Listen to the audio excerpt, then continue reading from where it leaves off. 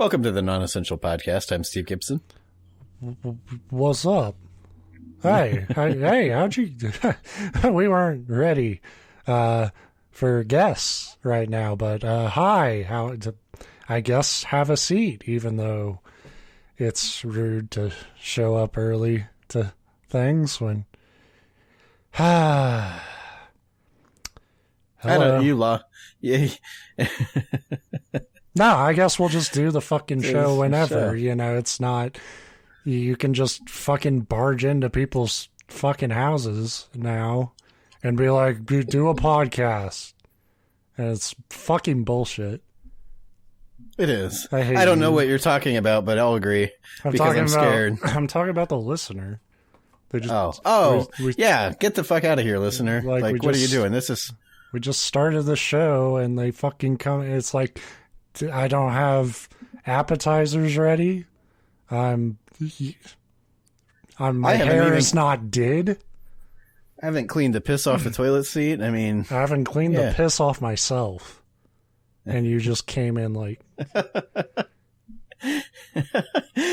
Now I'm picturing a person that just routinely, like when they're home alone, they just have like piss all over themselves. And it's like, oh, I got guests. I should clean this up. Yeah. I imagine it's like, there's a skit from The Whitest Kid You Know where like the guy comes out of a bathroom and like shakes like his boss's hand or something. And it's like, oh, I hope that's a clean wet. And then it like cuts to him and what he was doing in the bathroom, and he's just directly pissing on his hand. Yeah. And I get up to similar things. When I'm not doing the Non-Essential Podcast, hello, I'm Ben Matlock. Happy to be here. On the show. That's a damn dirty lie. I know you are not happy to be here. I have alcohol today, so I'm actually okay. Yeah. No, I'm good. I can't feel anything anymore. Well, good, because you're going to need it. That was the thing. You had a vaguely threatening tweet today because it's your turn to bring a topic. And you were like... You know, I've warned Ben that I might just do stand-up on here, and I was like, that's not really a threat. I have alcohol, and I've gotten really good at tuning you out. Like that's on you. As we discussed, nothing would make a awkward, like not particularly funny guy's 45-minute stand-up routine better than just silence back. Like, not even like you, like being like an asshole, like tearing the jokes down, but just being like, yeah. It's like a real stand-up gets that like no laughs but just kind of applause, like good for you. You said something. But to me, it's like I'm gonna just get shit-faced and play Mega Man and play my pre-recorded reactions. Yeah. So, well, that's happening. What do you have today, Steve? Not that. But I do have a thing, so I guess I'll just say the thing. When she was first approached by the 20 or so Drevlian diplomats, Olga of Kiev... Hang on. The what diplomats? Drevlian. Okay. This is it's a Russian thing, but like before it was Russia. So like not just like that Russian like area like names of places. I knew it was going to be tough, but it might have been a Discord thing, but it sounded like you tried to say every hard consonant at once at the beginning of that word. Yeah, well, yeah. Mostly that's because I have no idea. Like, it's, like I said, that Russian area, but it's not spelled, it doesn't look like a, Like, I just heard, like, gongskov on my end, and I was like, what the fuck? That could be the alcohol. There's some alcohol going on over here, too. But, anyway, so... Because when the show starts slurring... So when she was approached by these diplomats, Olga of Kiev was the recently appointed ruler of the Kievan Rus Empire. It was a role that she had assumed after her husband, Igor I of Kiev, was ambushed and killed. the Drevlians were the Kievian Russ's biggest enemy. So basically, like these diplomats were coming to her. They were not friends. They were brothers. Yeah, sometimes conflict brings you closer until you're making out, which is kind of where I'm heading with this. So they were in conflict, although Olga and the Kievian Rus had the upper hand. They were the bigger, they were like a unified like group of tribes that she was like the overall like queen of, I guess. They didn't call it a queen, but that's what it is. But it was also the Drevlians who had managed to ambush and murder her husband, which is why the marriage proposal to their ruler, Prince Mal, must have been a little awkward for them to deliver. So basically, they like killed her husband and then showed up like, yeah, you want to marry us? Still, Olga was just a widowed bride who had never had any aspirations to rule. The only reason she was even in position to take over was because their son was too young for the responsibility to fall on him. So basically, there was a son that should have succeeded his father. That's always bullshit. Like every time in history, it's like, oh, he's not ready to rule. It's like you're going to hand it to him. Well, you're probably going to kill him because somebody's going to want that throne. But and now they're like too young to defend themselves. It's like the perfect... Yeah. But if they had that power, they could just like be like, guard, fucking kill him, So you prevent that. But if you do let them live, you're going to give them the power when they're like 12 or 13, and they're not ready for that shit then either.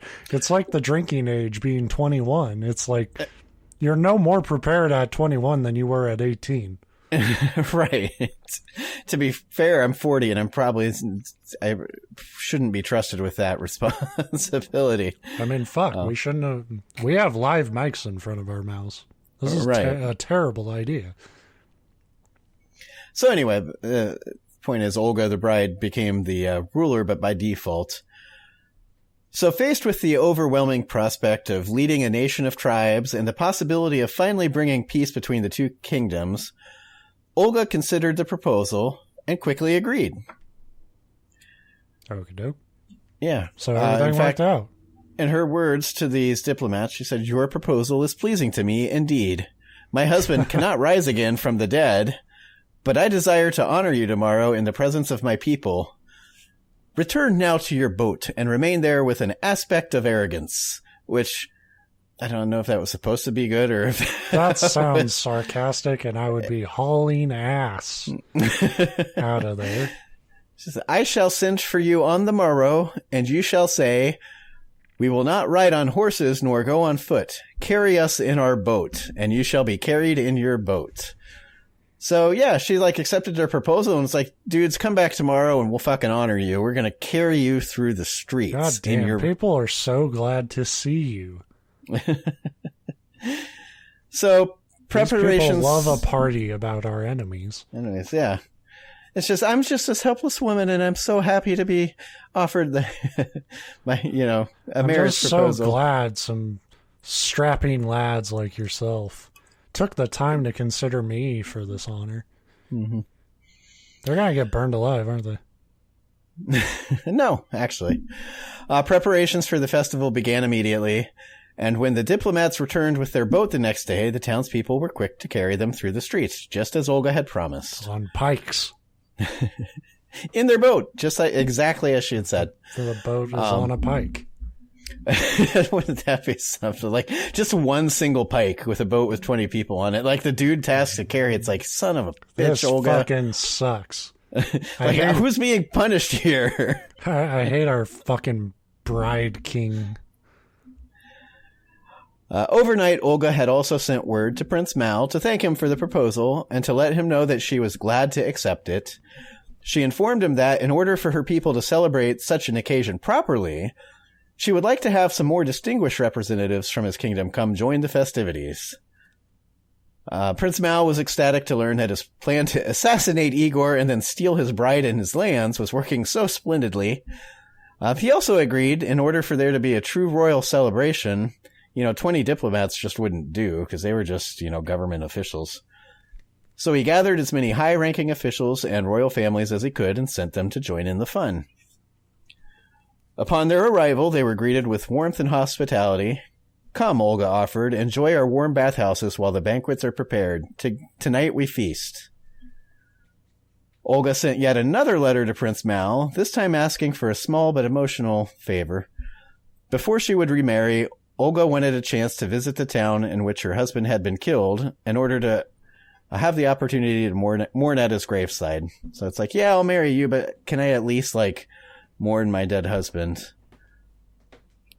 So Prince Mal may have seen this as an opportunity to show compassion, or maybe it was a way to, like, make a big show of his successful assassination and subsequent subjugation of the Kievian Rus kingdom.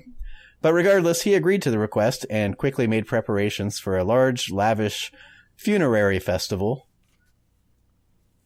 Because that's something that I think is kind of weird to us, like, anymore, because funerals tend to be, like, kind of somber. You know, there's some people that, you know, afterwards they kind of try to celebrate the person's life, but they tend to be sad. I insist that everybody dance on my grave in MC Hammer pants. See, I say that too, but the reality is nobody will show up. The reality is, like, I'm not getting buried. Like, I would be surprised if people find my body the way my life is going. Yeah, well, but that's a cool way to go too, because then, like, archaeologists find it, like, thousands of years from now, and they have to try to piece together, like, I'll be like D.B. Cooper, but I just took, like, a Krispy Kreme without paying for it. And the dude was like, as you're on your way out, it's like, don't worry about it, it's free donut day. And you're like, you'll never catch me, motherfucker. You just get plastered by a garbage truck.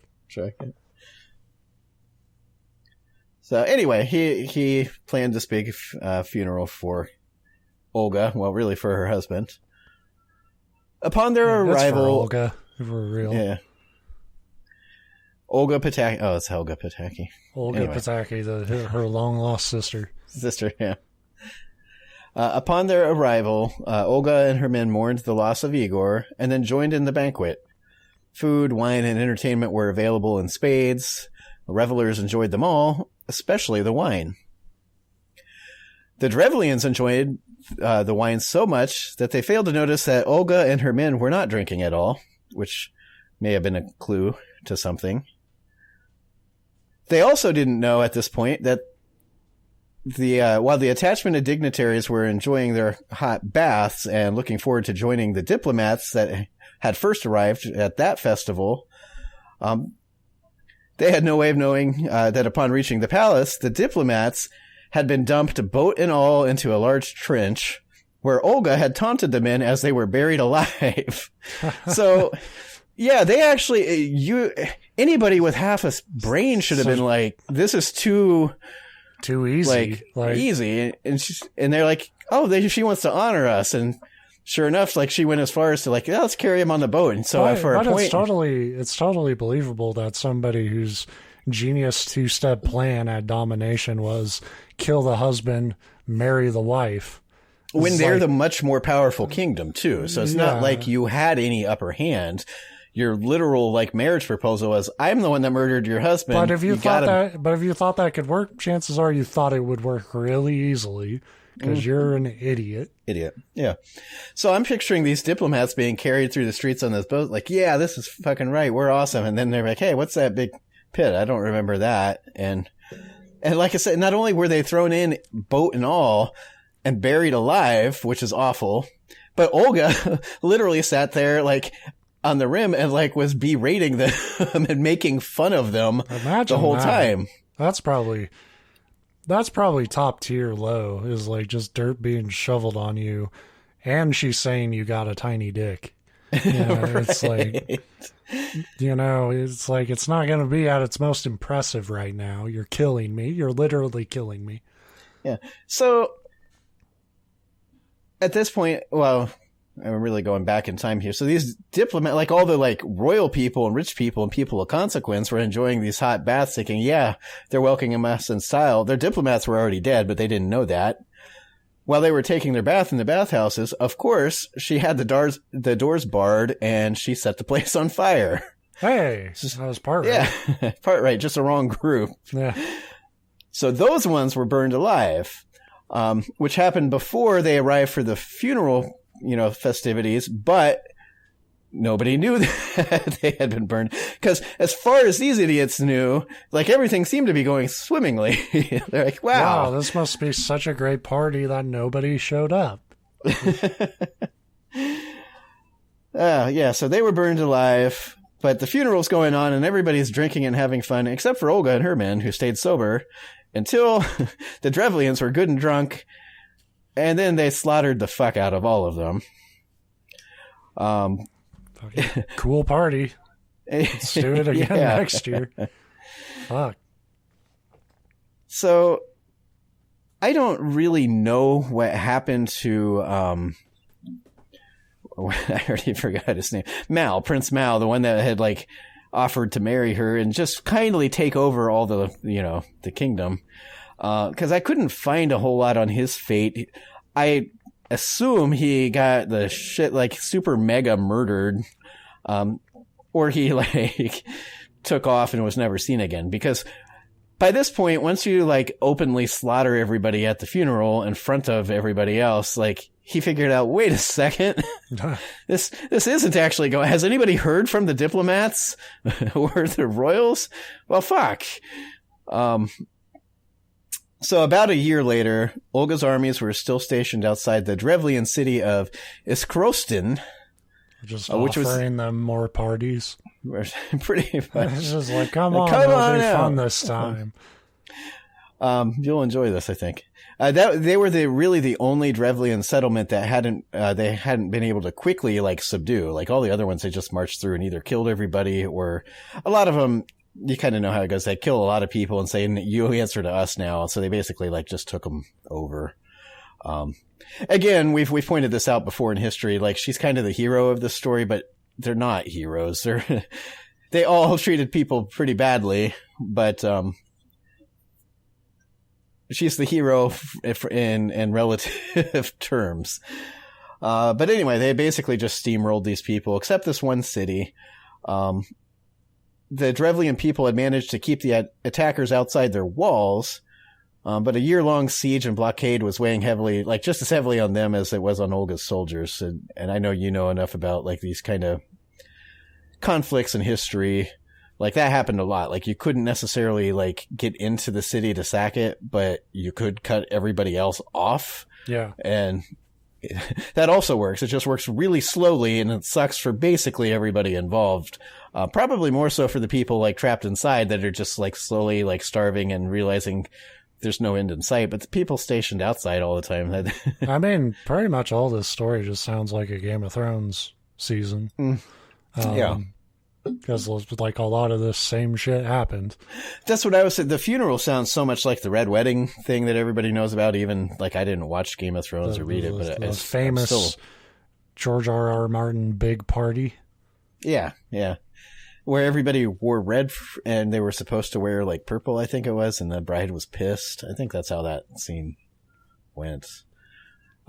But yeah, that's exactly what I thought when I was reading it too. It's like, that's very similar to that, except instead of a wedding, it was the red funeral. But even then, I think there was a point where, like, the fucking main city is, like, they're in a war and they're pretty much cut off. Yeah. That's probably the later seasons, because it became fucking shit. And I can't remember anything else about it. But yeah. Well, yeah, because it's hard to, that's the kind of stuff that really happened and was actual tactics. It's hard to make that a good dramatic TV story. Everybody sat around, like, twiddling their thumbs for a year. Well, you can, but you have to, like, convey the idea that it's a real city with, like, people on the ground floor, and they never did that. Because by the end of that show, they had 5 actors. So everything else was, like, CG and shitty. Yeah. And a dragon. They had the dragon. Yeah. Who was played by 2 people. And was also blockaded for a year. One controlled the tail, one controlled the head. Everybody forgets about the third guy that controlled the dragon penis. He didn't control it. It controlled him. That's true. Dragon penis dick pills. They control you.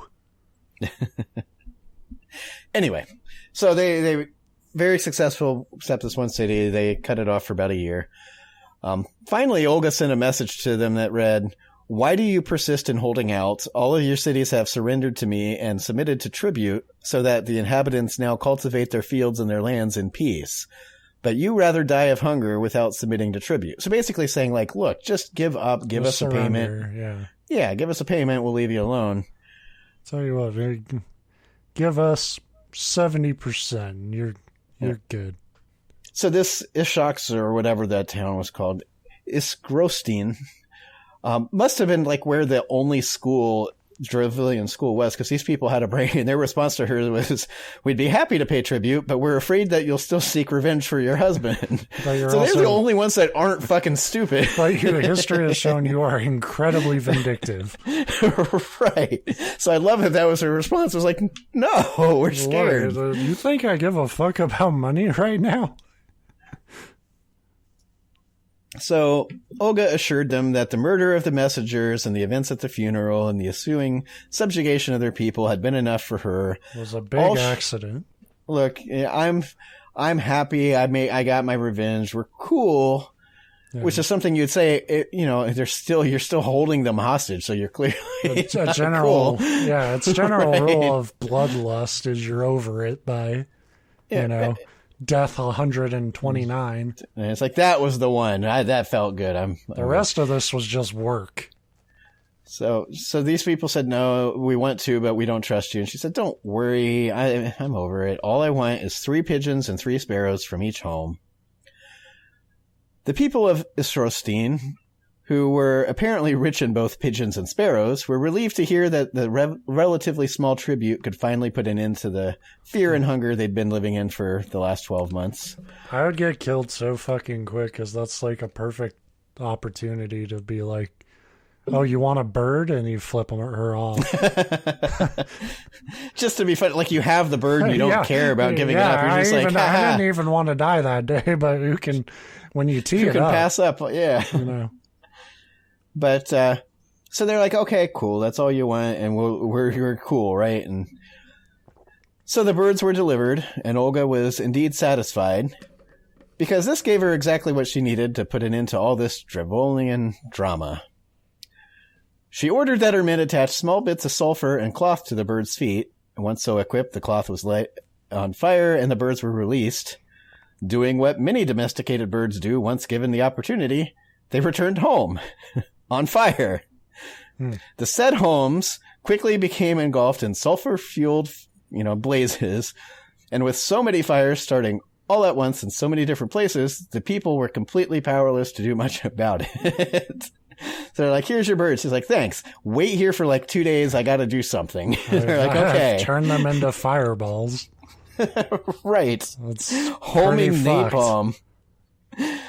The city burned to the ground, and the people who managed to escape were either killed or captured and put into slavery. So now Olga was satisfied, because she basically killed everybody or turned them to slaves.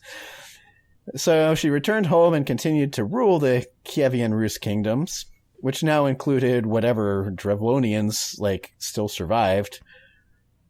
And because she eventually led a campaign to convert her people to Christianity, she was also eventually sainted. Because why the fuck not? Okay. Yeah. I mean, she's inventive. I'll give her that. Yeah. Nothing really holy about that, but... No, but you quickly learn... Judgment. Yeah, you quickly learn when you go back through Christianity's history, and they're like, oh, they're a saint. You're like, oh, they must have been really good. And like, yeah, they murdered millions of people and then turned one guy to Christian. And you're like, oh... Okay. That must have been one really cool guy you made a Christian. Right. So, yeah, as it turns out, Olga, she was like 15 when she married her husband, Igor, but she was a Viking. And as it turns out, you don't want to fuck with Viking women, apparently. Although it's a very common theme. This is probably like the 3rd or 4th episode we've done between us about a woman whose husband was a powerful ruler that got assassinated, and everybody's like, yeah, this woman that's left, she won't do anything. And it's like, no, she burned half the fucking globe. Yeah. I mean, it's pretty wild when you, in the historical context, it would be impressive at any point, but it was like the woman who, became a fucking top tier tank pilot It's like, fuck, I'm not motivated to do that. It was her. There was the lioness of Brittany that became like a pirate and just slaughtered like anybody. Like if you killed the love of my life, I would eat McDonald's until I had a heart attack, probably. Like that's the thing. I would not cope with it well, and I definitely wouldn't get my revenge. That's what I was going to say. There seems to be much fewer like historical stories of men whose like wives were killed and they burned half the globe for revenge, because they might start off on the warpath, but then they're like, oh, here's another young woman that was willing to sleep with me. That's good enough. Yeah. Yeah, I've got money and I got a different woman. I'm cool. This is settled. But, so yeah, and that one, unlike the, that's why I had to sew that one a couple weeks ago where I wrote a fake one. It's real. Now, I imagine it's largely embellished because a lot that sounds pretty hard to believe. I mean, I was going to say with the bird shit, it's like, I'm sure there was part of it, but there's a lot probably more effective ways to put fire on people. Yeah, I mean, you just put a piece of sulfur and a cloth on an arrow and fire the arrows over the walls. I mean, yeah, totally. It's the thing that but although the funny thing is, that's the part that I was coming across in different like articles and histories on it that seemed the most like they were the most assured of that happening. I'm sure it was part of it, but like, well, my thought is, I think probably a lot of aftermath there.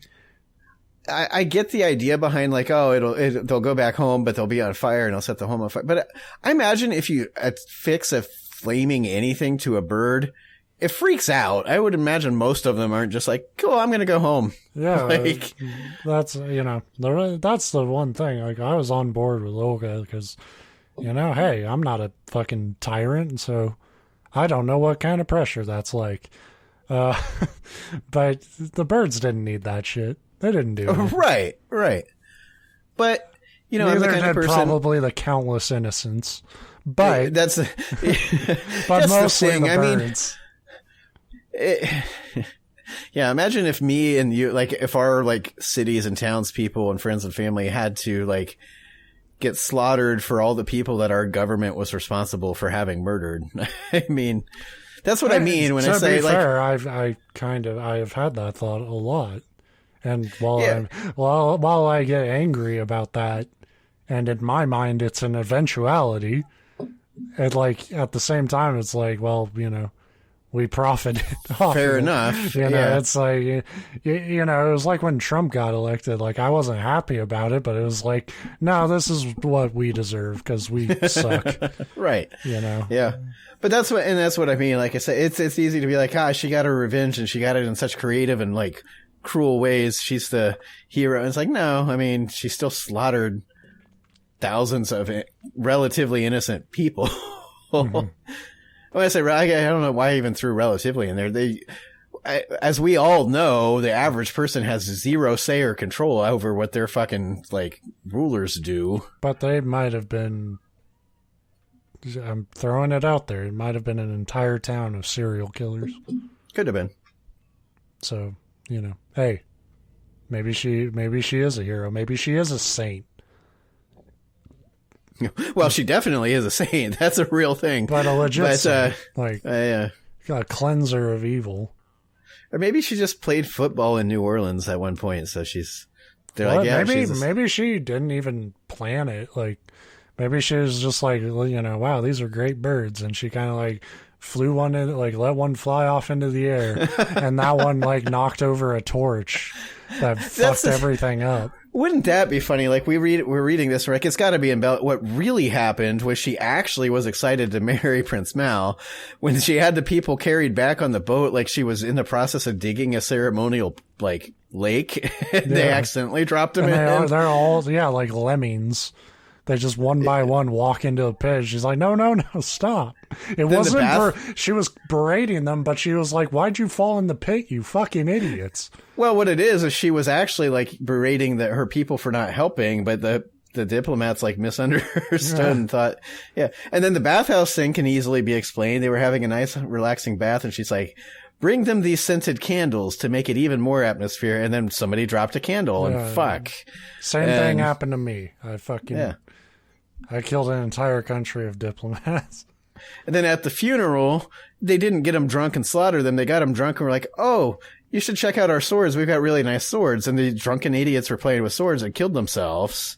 And she's like, son of a bitch. Once again, it looks like kind of a murderer. And then the final thing with the birds is clearly she got the birds and she's like, wouldn't it be pretty if the night was just full of these like little burning embers? Like, you know how you do paper lanterns, and then the birds veered off towards the houses and she's like, oh no, God, no. No, fly south. Damn it. She was like just the most unlucky, haphazard woman. And she gets back to her homelands and everybody's like, yeah, you kicked their ass. Conqueror, you're home. And she's like, oh, yeah, I guess. She really wanted to marry that dude, but he... Mm-hmm. She always had a thing for him, I mean... Yeah. How many people do you think you need to accidentally kill before you're just like, well, I'm pretty good at this? Like, maybe I should just, like, hire out.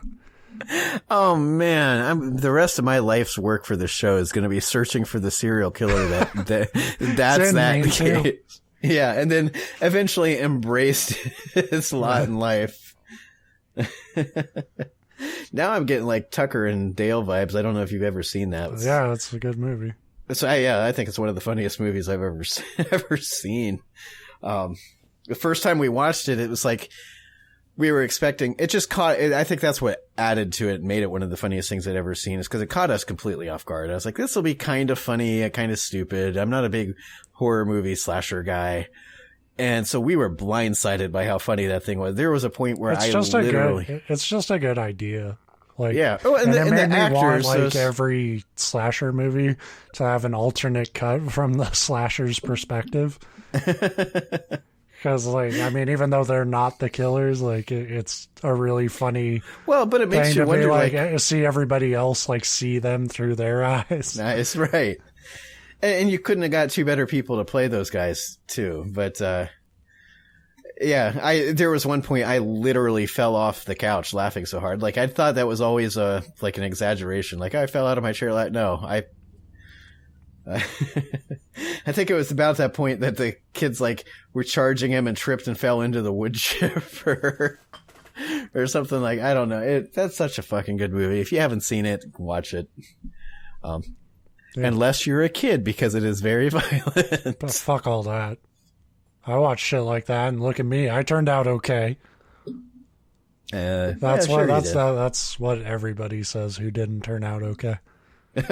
Right. So anyway, that's what I got this week. It's one of those you stumble across and you're like, I like this story. I like Olga. Yeah, I mean, you could see it coming from a mile away. Like I said, you almost, you say, you know, killing all these innocent people. The first two groups, I almost don't feel bad about at all because they were completely. Like, yeah, I mean, like I said, they're dumb as a stump. If they didn't. The moment she said yes, you should be suspicious. Like, what? Fucking really? Yeah, without any kind of like whatever. And then when she says, "Go home, just sleep, don't pay attention to what we're doing, but come back tomorrow," it's just like no. But even like the town, like, you know, like I have to believe they knew, like, we're probably still fucked. Like, well, that's probably it, is they knew that they were completely outgunned. So they're kind of like, it's that thing where you know you're screwed, but you lie to yourself. Yeah. Well, or maybe just like, except like, hey, maybe we give her the birds. Maybe she actually does fuck off. And well, I mean, at that point, you're off. Yeah. I would suppose at that point you're about willing to try anything to get out of a siege. Would be awful. That is like a much better, like Game of Thrones had like the fucking that green fire shit. And that was dumb. Like, just to like have them send a fucking barrage of birds on fire. What a season finale. Am I right? Like, that would be way more interesting visually than just like, oh, we actually had bombs under the church. You know, I'd be the one over there, like, tying the sulfur and the cloth onto, like, seahorses. Like, I'm a diabolical genius, and everybody'd be like, okay, how are you going to get those into the town? You'd be like, And then the very next day, you'd hide your armies and put a giant box out that says free seahorses. And who would fucking pass that up? Like, I was kind of doubting it a little bit, but we are talking about humankind, where a bunch of fuckers loaded up into a giant wooden horse that could only contain people. It was big enough to hold people, and they got pushed in. You know, it's like... Is it weird that this thing's way heavier than it should be? It's rattling around, and it smells like piss and urine and sweat. And what kind of gift is this? Like, why would you make this for someone, even if you did like them? Right. I mean, a giant wooden horse without soldiers in it is the kind of gift that you clearly give somebody you hate. Yeah, it's like great. This blocks out the sun on nice days. Wonderful. I spent the last 8 years getting my lawn perfect, and now I got to display this piece of shit, or else I look like a jerk. Yeah, I guess I get to stare at this wooden horse's balls all day. That's fantastic. Why did you make him anatomically correct? Why is his fucking dick big enough to contain a person? Like, in fact, it's shaped kind of like a person holding a sword. It's weird. There's just two arms outside it with a sword and a shield. I was thinking... Like he detaches. Oh, that's how dumb people are. That's. I say people. I meant how dumb humanity are, because that makes it sound like I would be so fucking scared if like all these people jumped out of a wooden horse, but then the horse penis detached. And he, like, his head never came out. He's still the cock. But he has a sword and a shield, and he just charges you. Blindly, because he... Like a Silent Hill enemy. The best part is that's probably how it happened. Yeah. That's my favorite fucking image we've probably ever come up with on this show. Just the one guy who had the worst job in the whole Trojan horse thing. It's like, why does it need a penis? Just trust us. It needs a penis. Well, you either go in the cock or you don't come at all, Dave. So figure it out. Do you want to fight or not? Just this fucking muffled wooden penis just charging through battle, but can't see anything. Yeah, but like you said, that's the one soldier I'd stay away from the Absolutely, most. because he's wild. He's killing his own people. He does not give a shit. That cock does not give a shit. So, take that image with you into the following week. We will be back next week with another story of tension and of drama and heartbreak. Intrigue.